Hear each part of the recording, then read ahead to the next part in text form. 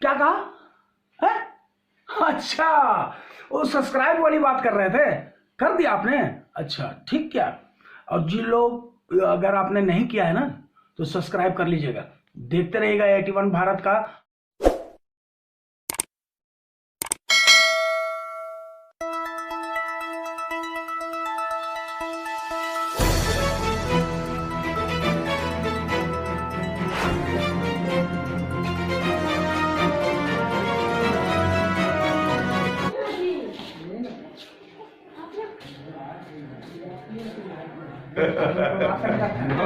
तो डेट क्या है?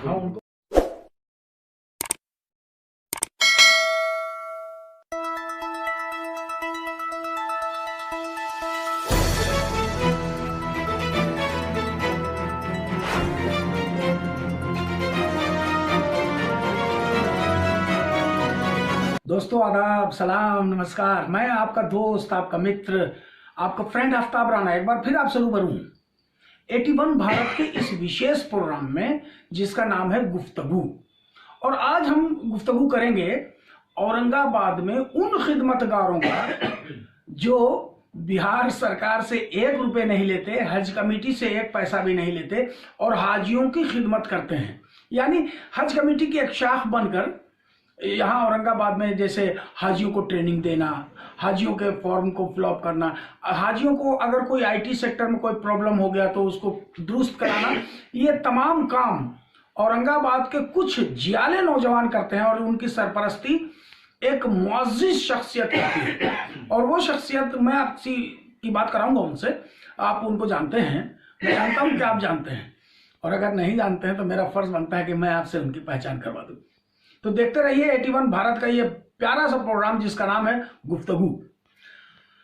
दोस्तों 81 भारत के इस हसीन प्रोग्राम गुफ्तगू में एक बार फिर आप तमाम लोगों का खैर मकदम, स्वागत, वेलकम।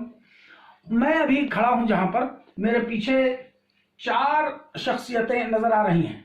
ये और लंबी टीम है, कुछ लोग नहीं हैं। ये हैं जनाब हाजी सालिम साहब, ये जनाब सैयद शाहिद अनवर साहब जिनको पूरा शहर कारी साहब के नाम से जानता है। ये हैं जनाब गुलाम हसनैन साहब, ये टीचर हैं। और ये हैं सैफ अली उर्फ सोनू। ये लोग करते क्या हैं हाजियों के लिए? सबसे पहले तो मैं बात करूंगा हज कमेटी क्या करती है और हज कमेटी औरंगाबाद में क्या चाहती है, और इसकी शुरुआत आप लोगों ने जो खिदमत करने की शुरुआत जो आप लोगों ने की वो कब की, कैसे की, और इसकी दीनी जो इसका दीनी तस्वीर जो है उसके बारे में हमें बताएंगे कारी शाहिद अनवर साहब। अस्सलाम वालेकुम। वालेकुम अस्सलाम व रहमतुल्लाहि व बरकातुहू। बिस्मिल्लाहिर्रहमानिर्रहीम, अल्हम्दुलिल्लाहि रब्बिल आलमीन, वस्सलातु वस्सलामु अला सय्यिदिल मुरसलीन मुहम्मदिन व आलिहि व सहबिहि अजमईन। हज जो इस्लाम का एक रुकन है, इस्लाम के जो 5 अरकान हैं उनमें से एक रुकन हज भी है। औरंगाबाद में हज के सिलसिले में जो हुज्जाज किराम या आज़मीन हज जब ये तैयारी में लगते थे तो एक तैयारी होती थी इनफरादी तौर पर। यहाँ पर काम होता था जो मरकज़ की मस्जिद, नूरी मस्जिद जो कहलाती है, वहाँ पर कुछ काम हुआ करता था। और हेमोपैथ के डॉक्टर शमशेर आलम साहब हैं, वो फार्म वगैरह भरा करते थे। उसी दौरान में एक दफ़ा हुआ कि हमें नूरी मस्जिद बुलाया गया मसले मसाइल के ताल्लुक़ से कि हज के बारे में कुछ लोग ट्रेनिंग दे रहे थे। मैं सब कुछ वक्त मैं नया औरंगाबाद आया था, मैं जानता भी नहीं था तमाम लोगों को। तो लोगों ने बुलाया हमें और ट्रेनिंग देते हुए कुछ सवालात आए कि हज के अरकान के ताल्लुक़ से, उसके वाजिबात और मुस्तहब्बात और हज की अदायगी कैसे होगी, उसकी तरकीब के सिलसिले में बर वक्त जो फौरी जवाब हो सका जवाब दिया। उसके बाद चूँकि हर साल ये नौबत आती थी तो बाकायदा मैं इस सिलसिले में तैयारी करने लगा। और तैयारी करने के बाद ये मौका था कि चूंकि मैं जामा मस्जिद के अंदर रहता हूँ तो लोग हमारे पास आया करते थे हज के ताल्लुक से। तो हमने सोचा कि मैं तैयारी करूं और जो लोग इसके बारे में सवाल करते हैं उन्हें तशफ़ी पर जवाब मिल जाए। तो हमारा ये ख़ास मौजू भी है, दीनी मौजू, इस सिलसिले में भी हमारा मामला है। और मस्जिद की इमामत से जुड़ने की वजह से लोगों का मिलना आसान था, हमसे फ़ोन मिल जाते, किसी ने मालूम मिल लिया और पूछ लिया कि कैसे क्या होगा। इसके बाद एक ज़माने में चेयरमैन बने मौलाना रहमान कासमी साहब। उन्होंने हमें फ़ोन किया और बाकायदा ये कहा कि हज की ट्रेनिंग के सिलसिले में एक नाम आपका है, 2 नाम और आप पेश करें। तो 2 नाम हमने दे दिए। एक दिया नातिक साहब, मैंने नातिक साहब ये बवंडिया कारा के रहने वाले हैं, वो पहले से वो ट्रेनिंग दे रहे थे, उन्होंने हमें पहले बुलाया था कि इन्हें कुछ मसाले बताना है, बता दें। और दूसरे मौलाना अख्तर कासमी साहब जो नूरी मस्जिद के इमाम थे। 2 नाम हमने पेश किए। ये सिलसिला ट्रेनिंग का चलता रहा और बात था जब हज कमेटी की तरफ से ट्रेनिंग होने लगी तो उसमें हम 3 आदमी रहा करते थे, नातिक साहब और मैं और मौलाना अख्तर साहब। उसके बाद कुछ दिनों के बाद, चंद साल के बाद फिर हुआ कि चंद नौजवान मेरे पास आए। उन सब का नाम फिलहाल मेरे जहन में नहीं है, लेकिन जो मेरे जहन में है, जो नुमाया, उनमें से एक थे मोहम्मद सालिम जफर साहब, जूनियर ज्वेलर्स मशहूर हैं, शाहबाज साहब, हसनैन साहब, शिहाब, अतीकुर रहमान, सिकंदर हयात, इमरोज, फिरोज साहब, सैफ अली उर्फ। ये चंद अफराद आए और उन्होंने कहा कि हम लोग बाकायदा ट्रेनिंग के लिए कोई इंतज़ाम करना चाहते हैं, अगर आपकी सरपरस्ती रही। हमने कहा कि इससे अच्छा क्या होगा। अब जो वहाँ मजमू ट्रेनिंग हुआ करती थी इन नौजवानों ने बाकायदा इंतज़ाम किया और कोई मुनासिब जगह की तलाश में रहे तो उन्हें पहली मरतबा वो क्या होटल ड्रीम प्लाजा में जगह मुहैया हुई और बाकायदा इन नौजवानों ने एक यानी हज कमेटी से वहाँ जो हज भवन है वहाँ से तमाम हाजियों की लिस्ट इन्होंने मंगाई। उस पर तमाम का नाम, पता और फ़ोन नंबर होता है। तो एक को फ़ोन किया कि फ़ला तारीख को ट्रेनिंग है, इतने बजे से इतने बजे तक। इन लोगों ने फ़ोन किया सबको और कहा कि आप इतने बजे पहुँच जाएं, ट्रेन लंबी चलेगी और इसमें आप लोग शरीक हो भर के। तो पहले जो होता था, जो पहले करते थे, वो सिर्फ जिस दिन वैक्सीन पड़ती थी तो लोग उस दिन आया करते थे और उसी में ट्रेनिंग में हुई वैक्सीन ही पड़ गई। अब बाकायदा हम लोगों ने वैक्सीन के लिए भी डेट देना शुरू कर दिया और ट्रेनिंग का भी डेट देना शुरू कर दिया। और आहिस्ता इन नौजवानों ने औरंगाबाद ज़िले के आज़मीन हज के लिए तमाम निज़ाम को अपने ज़िम्मे ले लिया।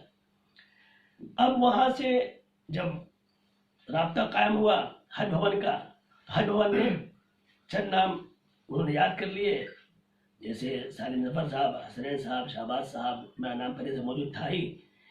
और बहरात इन लोगों से वो राब्ता कायम करने लगे और इन्हीं के पास वहाँ से हज के बारे में इतलात आने लगी कि कब से फार्म भरना शुरू होगा, कब क्या होगा।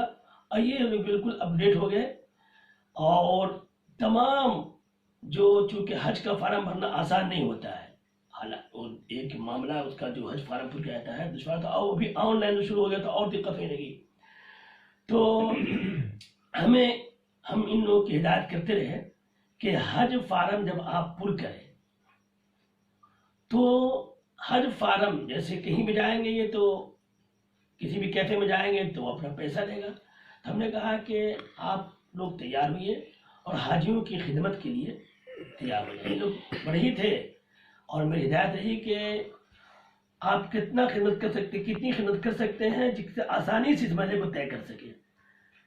तीन लोगों ने कहा कि जहाँ तक मुमकिन हो सकेगा हम करेंगे और हाजियों का फार्म पूरा करने लगे। उनकी जो मसाइल, जो परेशानी आती पटना जा जा करके वहाँ से आने का तमाम उमूर को ये आहिस्ता आहिस्ता ये संभालने लगे। जो चीज़ें इन्हें नहीं मालूम थी, जब ये वहाँ से जुड़ गए तो वो चीज़ें इन्हें मालूम भी हो गई, और तमाम ज़िले के आज़मीन हज को ये आसानी फराहम हो गई कि उन्हें पटना नहीं जाना पड़ता, वो सीधे औरंगाबाद आते हैं और हम लोगों के पास आकर के अपने मसाइल को हल कर लेते हैं।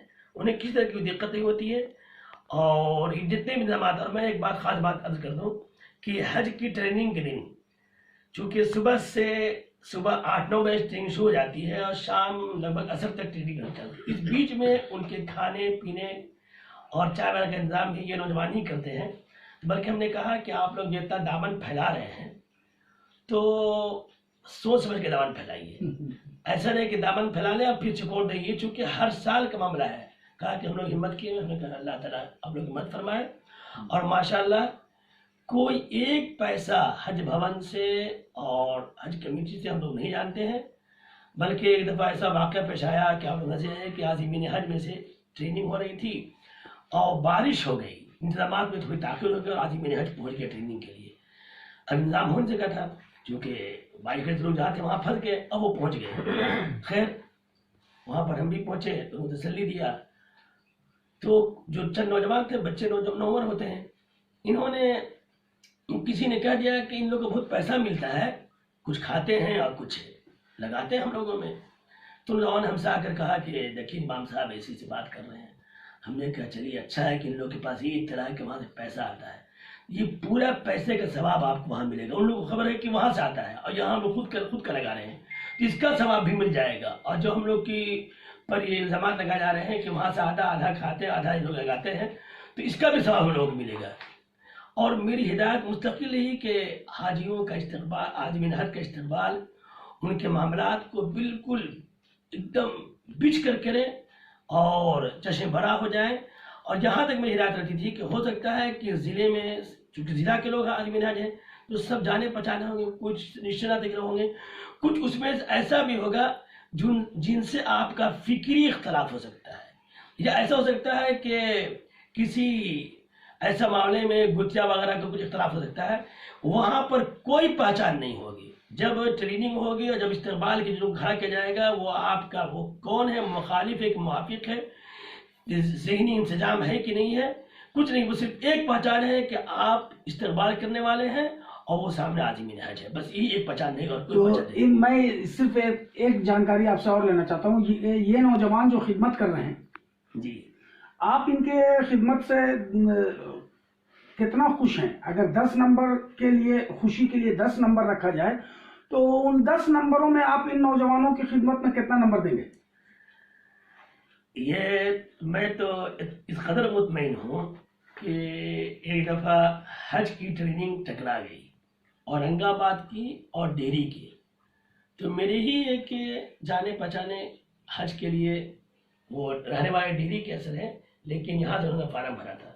तो डेरी वाले लोगों ने उनको बुलाया कि आप डेरी में चले आए, यहाँ ट्रेनिंग हो रही है। उन्होंने कहा कि ट्रेनिंग यहाँ भी है, औरंगाबाद में ही है और वक्त एक ही है, इसलिए हम औरंगाबाद ही में रह जाएंगे।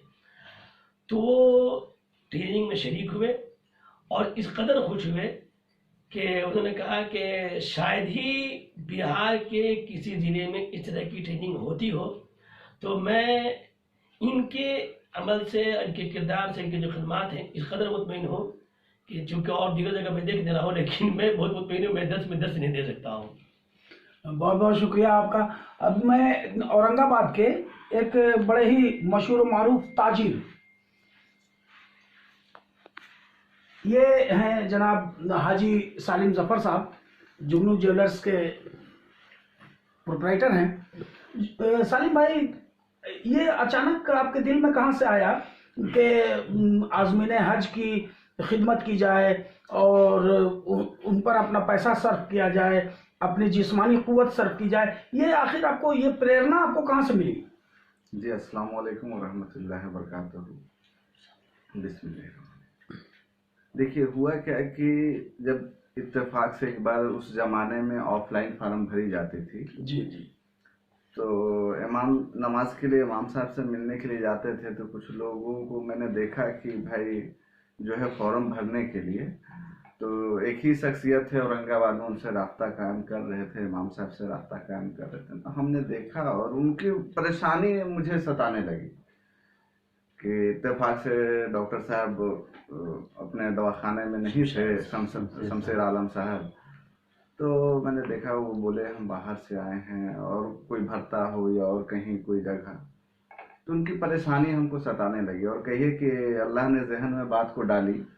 तो हमने अपने दोस्तों के साथ बैठ के, हमारे करीबी दोस्तों के साथ, सिकंदर हयात, अतीकुर रहमान साहब और शहबाज भाई, हसनैन बाबू और जो भी लोग थे, उन लोगों के साथ बैठ करके हमने गुफ्तगू की और बात की। तो हुआ कि तो अच्छा काम है। तो हम लोग आपस में बैठने के बाद गए इमाम साहब के पास, कारी शहीद अनवर साहब के पास, और उनसे कहा कि भाई हम लोगों के दिल में ऐसा ऐसा ख्याल आ रहा कि बहुत चुभती बात रात में ऐसा के बाद सोने के बाद सोते वक्त जो है ये बात चुभती थी कि भाई अगर जो कहा गया है कि हाजी जो होते हैं वो अल्लाह के मेहमान होते हैं, तो अल्लाह के मेहमान की खिदमत का मौका मिले, इससे बड़ा और क्या हो सकता है हम लोगों के लिए। तो हम लोगों ने इमाम साहब से बात किया तो इन्होंने कहा कि अच्छा एक बात बताइए, वो जुमला इमाम साहब भूल गए स्टार्टिंग में फर्स्ट टाइम, कि ये एक ही साल रहेगा कि अगले साल भी आप लोग कीजिएगा। तो हमने कहा कि हम और किसी की तो जिम्मेदारी नहीं ले सकते हैं, लेकिन इंशाअल्लाह जब तक हयात रहेगी, अल्लाह काम लेना चाहेगा, तब तक इस काम को अंजाम देंगे। तो इमाम साहब ने बराबर ताकीद करता रहा कि देखिए खर्च भी इंसाफी से कीजिएगा, ये नहीं कि एक साल पूरा हर तरह का मैनेजमेंट आप लोग कर दे और दूसरे साल की ना आप बहुत खर्चा हो जाता है। तो इमाम साहब की सरपरस्ती में बहुत कुछ जो है हिसाब से संभल के चलने का मौका मिला, जो आज तक लगातार, हमको लगता है इमाम साहब कितने सालों से हम लोग दे रहे होंगे, लगता है कि आप लोग 13 से लगता है, हाँ 12 या 13 से आ तो गए। 12-13 साल से आप खिदमत कर रहे हैं, 12-13 साल और करेंगे? 2012-2013 से, हाँ 2013 से 13, 7, 20, 21, तो जितना हुआ है उतना ही और करेंगे इंशाल्लाह, जब तक अल्लाह काम लेना चाहे। और मैं ये कह रहा हूँ कि जितना आपने खिदमत किया उतना ही और करेंगे। ना उससे ज्यादा, जब तक हयात अल्लाह ने बख्शी। अच्छा। हाँ। तो अभी मैं आपके सरपरस्त से मैंने पूछा कि टीम को कितना नंबर मिलेगा, तो उन्होंने कहा 10 में 10 मिलेगा। लेकिन सरपरस्त इन द सेंस कि जो नॉन प्लेइंग कैप्टन, आप अपने नॉन प्लेइंग कैप्टन से कितना संतुष्ट हैं? अल्हम्दुलिल्लाह, ये हमारी पूरी टीम काम करती है। देखिए, मैं मेरी बात को समझिए। हाँ। सरपरस्त उस शख्सियत का नाम होता है जो खेल तो नहीं रहा होता है, बेंच पर बैठा होता है, लेकिन उसके तमाम इशारे आपको खेलने पर मजबूर करते हैं, और कब स्पिन करना है, कब फास्ट करना है, ये उसी का। तो आप अपने सरपरस्त से कितना संतुष्ट हैं? इसके बारे में तो मेरी उस मुताबिक हैसियत नहीं है कि हम अपने सरपरस्त को नंबर दे सके। नंबर मैंने सिर्फ संतुष्टि की बात। देखिए, ये मैंने ये सिर्फ इसलिए किया है कि जो सरपरस्त होता है वो टाइप ऑफ टीचर होता है, और जब आपकी कहीं पर लर्जिश होती है तो वो आपको डांटता भी है। मेरे पूछने का मतलब यह है कि आपकी टीम जो है वो डांट सुन सकती है क्या नहीं? बिल्कुल बिल्कुल, इनकी सरपरस्ती, इनकी डांट मार सब हम लोग बर्दाश्त करते हैं। कभी कभी ये हम लोग को मुखातिब करते हैं, जुमा खुतबा में मुखातिब कर लेते हैं। जहां हम लोगों से गलती होती है उसको ये आम भी कर देते हैं। अगर डायरेक्ट में नहीं डांट पाए तो अपने खुतबे में जो है इनका इशारा हो जाता है, तो उससे हम लोग सुधारने की कोशिश करते हैं। जब से ऑफलाइन से ऑनलाइन हुआ तो आज़मीन हज थोड़ा परेशान हुए, लेकिन अल्लाह का शुक्र है कि औरंगाबाद में जो ये टीम काम कर रही है उनके पास आईटी सेक्टर के लोग भी हैं। ये हसनैन साहब हैं, अभी टीचर हैं, लेकिन ये आईटी सेक्टर के आदमी हैं और आईटी का देखते हैं। आपको कैसा लगता है खिदमत करके? मुझे बहुत बहुत अच्छा लगता है और इत्मीनान होती है। तो गाड़ी कहीं कहीं फंसती है तो कैसे कैसे काम करता है? उसको हम लोग मतलब बचपन से कंप्यूटर चलाए हैं और उसमें रहे हैं, तो आसानी से हैंडल कर लेते हैं इसको। कोई भी अगर फंसता मामला तो उसको हम लोग हैंडल कर लेते हैं। और खाने वाने में जो दिक्कत होती है? वो मेरे बड़े भाई साहब सिकंदर यार, तो वहाँ जो भी पासपोर्ट की जो इंक्वायरी वगैरह आती है तो वो सब संभाल लेते हैं। उन हाजिर में से कोई दिक्कत नहीं होती है। हाजियों को कोई दिक्कत नहीं होती, क्योंकि जब थाने वाने में जो पासपोर्ट जो आना जाना होता है उसके लिए इनके बड़े भाई हैं सिकंदर हयात जो वार्ड काउंसलर हैं, वो देख सुन। एक बहुत जरूरी जगह है, जब फॉर्म भर लेते हैं आप और तो वो फॉर्म हज भवन तक पहुंच जाए सही सलामत, उसकी जिम्मेवारी टीम के इस नौजवान के पास है। सैफ अली उर्फ सोनू भाई, पटना जाने में कम से कम 500 रुपये लगता है और वहां से आने में भी 500 रुपये लगता है। तो टीम आपको पैसा देती है या आप अपने मेहनत वाला पैसा लेके जाते हैं? बस जो हमारे बड़े भाई सालिम जफर साहब हैं, उन्हीं के जिम्मा है सब कुछ। वो पैसा वगैरह कुछ नहीं लेते हैं, कोई सब कुछ मैनेज वही करते हैं।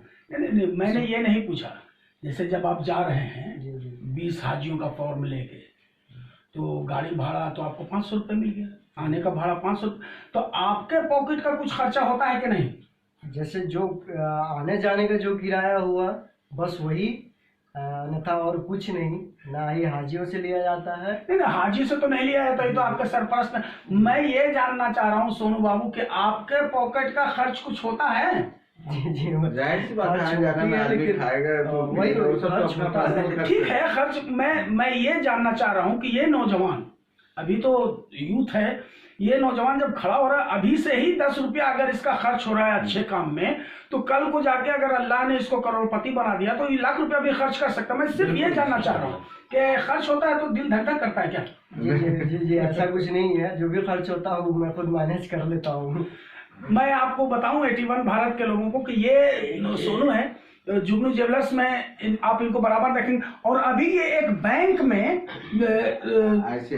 आईसीआईसी बैंक में भी ये काम कर रहे हैं, तो अच्छा खासा पेमेंट है इस बार। तो भाई आपको खर्च कुछ ज्यादा करना पड़ेगा जी। इबादत करनी है कि खिदमत इन नौजवानों के बारे में एक बात याद आ रही मुझे कि हम लोग वैक्सीन के दिन भी रहते हैं, तो वैक्सीन के दिन में ये नौजवान ही रहते हैं, हम कुछ देर के लिए वहाँ पर आते हैं, तो हॉस्पिटल के दिन वैक्सीन पड़ते हैं, तो ये कागज पत्तर तमाम ये नौजवान संभाल लेते हैं। एक दफ़ा तो उसमें चूँकि सरकारी काम है तो उसमें देर सवेर लगता है, वक्त काफ़ी लग जाता है। हाँ कब आएगा, तो आदमी हज के पहुँचने के बाद भी वहाँ जब वहाँ पहुँच गए तो इनका बैठाना, ये लोग सब बात वहाँ हम लोग जाके बात करते हैं कि सिविल सर्जन से कैसे बैठाया जाए, वो काम का डिटेल हम दे देंगे, हम लोग कैसे कैसे क्या तो दफ़ा क्या हुआ कि लोग खिदमत लगे हुए थे, कोई रिश्तेदार था, कोई बोल था। हम जब शाम में वहाँ पहुँचे, एक मदरात तो जाती ही ज़्यादातर हाजी, हमने पूछा कि आपका सब काम हो गया? कहा कि हाँ, ये जो यहाँ के जो ऑफिस स्टाफ हैं हॉस्पिटल के, इन्होंने बहुत तंग कर दिया। तो कौन? ये हसनैन थे या कौन थे, किसी ने इशारा किया, इन्होंने। हमने कहा ऑफिस स्टाफ ये नहीं है, ये सब हमारे ये सब रजाकार ये सब है, आप इन लोग का कोई कसूर नहीं है। अब आप समझ सकते हैं कि इन लोग किस लगन से काम करते हैं कि वहाँ भी जाकर के हॉस्पिटल में काम को हाथों हाथ लेते हैं कि इन लोगों को लगता है कि आदमी को कि ये सरकारी यही है। एक जानकारी मैं 81 भारत के देखने वालों को दिलवाना चाहता हूं। अगर कोई नया आदमी जिसको हज अगले साल करना हो और अल्लाह ताला ने उसको बुला लिया हो, तो उसको कैसे कैसे क्या क्या करना पड़ेगा, थोड़ा सा कम वक्त में उसको समझा दीजिए। देखिए, सबसे पहली बात कि मैं लोगों से गुजारिश भी करूंगा, जो लोग आपके चैनल के माध्यम से देख रहे हैं, व्यूअर हैं, कि कभी भी फॉर्म ऑनलाइन भराएं तो किसी एक्सपीरियंसेबल आदमी से भरवाएं जिसको अच्छा तजुर्बा हो। और तो हम लोगों का पहला काम जो होता है, हज से रिलेटेड जो गाइडलाइन आती है, तो सबसे पहला ऐलान होता है। तो खबर पहले ऐलान आती है कि हज भवन ने भाई इतने तारीख से इतने तारीख तक वक्त मुतय्यन किया और हज का फॉर्म ऑनलाइन भरने का। तो हम नौजवानों की जिम्मेदारी होती कि सभी मस्जिदों में इसका ऐलान करवाना, एक मीटिंग करके पेपर में दिलवाना, और जो है उसके बाद सभी को एक नंबर मुहैया कराना जिससे लोग रास्ता कायम करें, जो भी ख्वाहिशमंद हजरात हैं उन लोगों का। तो ये हम लोग का पहला स्टेप शुरू होता है। सभी मस्जिदों के इमामों तक खबर भिजवाना ऐलान को जुमा के दिन और मुख्तलिफ दिनों में, और उसके बाद जो है हम लोगों का ऑनलाइन फॉर्म का जिम्मा शुरू हो जाता है। उसके बाद फॉर्म भरने के लिए लोग रास्ता कायम करते हैं कि हाँ भाई क्या क्या डॉक्यूमेंट्स चाहिए, क्योंकि हज जो है ज़िंदगी में एक ही बार फर्ज है और लोगों को इतनी मालूमात होती नहीं है, हर साल चेंजेस लोग होते हैं। तो लोगों को भी आसानी होता है कि भाई औरंगाबाद चले जाइए, औरंगाबाद जिले में एक टीम है जिससे मुहैया हो। तो उसके बाद लोगों को बताना है कि आपको क्या क्या डॉक्यूमेंट्स लगेगा। पासपोर्ट के अलावा अभी कोरोना चल रहा है तो उसका वैक्सीन का सर्टिफिकेट, आपका आधार कार्ड, पासपोर्ट, फोटो का बैकग्राउंड वाइट होना चाहिए। पासपोर्ट अगर नहीं बना है और पासपोर्ट अगर नहीं बना है तो उसके लिए हम लोग जो है ऑनलाइन पासपोर्ट भरवाते हैं। अगर किन्हीं का कम वक्त में चाहिए तो फिर हज भवन से उनको लेटर मुहैया करवाना, ताकि पासपोर्ट उनका जल्द से जल्द 15 से 20 दिन में बन करके आ जाए। और इस तरह की सहूलियत हम लोग देते हैं। हमारे एक और शफकत इजहार साहब हैं जो हम लोगों के पोस्ट ऑफिस के माध्यम से बहुत कोऑपरेट करते हैं। एक साहब का पासपोर्ट आने में देरी हो रहा था, उन्होंने डायरेक्ट पटना से मंगवा लिया, तो पोस्ट ऑफिस में भी हम लोगों के रजाकार हैं, तो एक अहम रुकन वो भी अदा करते हैं। तो ये पासपोर्ट का काम होने के बाद हम लोग फॉर्म को फिलअप करते हैं। फॉर्म फिलअप होने के बाद पूरे जिले से जितने भी हाजी होते हैं तो उन लोगों की लिस्ट हम लोगों के पास आ जाती है। फिर हम लोग खुद अब उनसे रास्ता कायम करते हैं कि भाई आप लोग की तैयारी कैसी चल रही है, कहीं कोई मसला हो, कोई ये हो, तो हमारे जामा मस्जिद के इमाम सैयद शाहिद अनवर नदवी साहब से आप रास्ता कायम कर सकते हैं। और इमाम साहब जो है अपना वक्त मुतय्यन कर देते हैं कि भाई जोहर के से असर के बीच में हम हाजियों को वक्त देंगे मस्जिद मालूमात के लिए, क्या दुआएं याद करनी है, क्योंकि ट्रेनिंग में एक दिन में सब कुछ नहीं हो सकता है। तो ये सब इमाम साहब जो है अपना वक्त देते हैं उन लोगों को और वो लोग उस मुताबिक फिर अपना काम को अंजाम देते हैं, दुआएं वगैरह याद करते हैं और जो भी परेशानियां होती है फिर उसको शेयर करते हैं, उसका मसला का हल इमाम साहब बताते हैं। उसके बाद जो है हम लोगों का दूसरा काम होता है ट्रेनिंग का। तो हज भवन से खबर आती है कि आप लोग ट्रेनिंग का किस दिन प्रोग्राम रख रहे हैं, इसको हमको पटना के अखबारात में दिलवाना है। तो वहाँ हम लोग अपने सहूलत के मुताबिक और हाजियों की सहूलत के मुताबिक मौसम का ख्याल रखते हुए वक्त मुतय्यन करते हैं और उसके बाद जो है ट्रेनिंग की तैयारी करते हैं। अल्हम्दुलिल्लाह ट्रेनिंग मुकम्मल हो जाने के बाद सभी को पूरी तरीके से मुतमईन करना, मतलब ट्रेनिंग में हम लोग सिर्फ सेशन रखते हैं कि पहले तो पूरी बात जो है बता दी गई, प्रोजेक्टर के जरिए बता दी जाती है और उसके बाद जो है सवाल जवाब का भी सेशन हम लोग रखते हैं कि भाई किसी को किसी तरह का कोई कन्फ्यूजन है, कहीं कोई बात समझ में नहीं आती है, तो वो जो है आप सवाल जवाब का 1 घंटे का सेशन हम लोग का 1.5 घंटे का रहता है। उसमें आज़मीन हज के दिल में भी किसी तरह कोई सवाल आते हैं तो वो अपना शेयर करते हैं और एहराम बांधने से लेकर के वहाँ पहुँचने तक, वहाँ से वापसी तक का सारा मसले पे बात हो जाती है। हम लोगों के गार्जियन आलिम भी रहते हैं जो 2-3 बार हज किए हुए हैं, हम लोग की टीम में वो भी रहते हैं और जो भी तरह के सवालात, और अल्हम्दुलिल्लाह अल्लाह ने 2018 में भी हमें भी हज का असर हासिल किया तो कुछ तजुर्बा हमें भी हो गया। तो इस तरीके से करके हम लोग एक दूसरे के सवाल का जवाब दे देते हैं। उसके बाद जो मसला आता है हम लोगों के साथ वैक्सीनेशन का, तो चूंकि वो गवर्नमेंट का काम है, यहाँ सरकारी हॉस्पिटल में आता है, तो उसके लिए हम लोगों को सिविल सर्जन से मीटिंग करना पड़ता है, कब वैक्सीन आ रहे हैं, कब क्या हो रहा है, उसका क्या डेट है, फिक्सअप करना है। फिर उसके बाद फिर हम लोग सारे हाजियों से रास्ता कायम करते हैं और उसमें भी वक्त मुतय्यन करते हैं। फिर हम लोग आपस में मीटिंग करके वक्त मुतय्यन करते हैं और सारे हाजियों को एक दिन बुला करके, और अल्हम्दुलिल्लाह सरकारी हॉस्पिटल में खुद हम लोग रह करके कि भाई ये बहुत सारे हाजी देहात से आते हैं, इनकी क्या ज़रूरत है, क्या परेशानी है, सबको देखते हुए हम लोग उस वैक्सीन का प्रोग्राम को अंजाम देते हैं। और उसके बाद फिर सबका जो है फॉर्म को पहुंचा के जमा करना, उनका कवर नंबर आ जाना, किसी को कोई परेशानी है, किसी का कवर नंबर अलॉट नहीं हो रहा है, किसी के नाम में फॉल्ट हो गया, तो वो सारे काम को अंजाम देना, किसी का फ़ोटो नहीं आया है या टिकट में किसी तरह कोई परेशानी हो रही, और फिर सारे लोगों को ये करके उसके बाद फिर एयरपोर्ट पे जिस दिन फर्स्ट फ्लाइट औरंगाबाद की रहती, हम लोग की कोशिश रहती है कि वहाँ भी पहुँचे और उन लोगों की परेशानी ना आने दें। और जो है अल्लाह हम लोगों से ये काम ले रहा है, ये अल्लाह का बहुत बड़ा एहसान है। और उससे लेकर के फिर जो औरंगाबाद ज़िले के हाजी आते हैं उनसे हम लोग रास्ता कायम करते हैं, कुछ फीडबैक लेते हैं कि भाई हम लोगों ने जो मेहनत किया ये कहाँ तक आपके काम आई, कैसा रहा, तो वो लोग काफ़ी मुतमईन होते हैं, काफ़ी दुआएं देते हैं कि नहीं अल्हम्दुलिल्लाह आप लोग का बताई हुई चीज़ें बहुत जगह काम आई। आपको बैगेज में क्या क्या लेके जाना है, कितना क्वांटिटी में लेके जाना है, वहाँ क्या क्या फैसिलिटी मिलेगी, ये सारी मालूमात हम लोग देते हैं, जिससे हाजी लोगों को काफ़ी सहूलत होती है। काफ़ी लोग परेशान होते हैं कि आप बहुत ज़्यादा लगेज ले लेते हैं, बहुत ज़्यादा सामान ले लेते हैं, इसकी वजह से परेशानी होती है, जिसको हम लोग तरीके से सलीके से बता के उनके बोझ को हल्का किया जाता है। और अल्हम्दुलिल्लाह अल्लाह से दुआ है कि अल्लाह हम लोगों से ये काम लेता रहे और जनाब से शाहिद अनवर साहब की सरपरस्ती में हम लोग इस नेक काम को अंजाम देते रहें।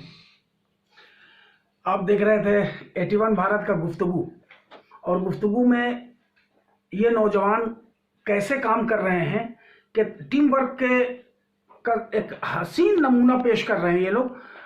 मेरे तरफ से तो बस यही दुआ रहेगी कि आपकी कुव्वत और आपका जेब दोनों बराबर बढ़ता रहे।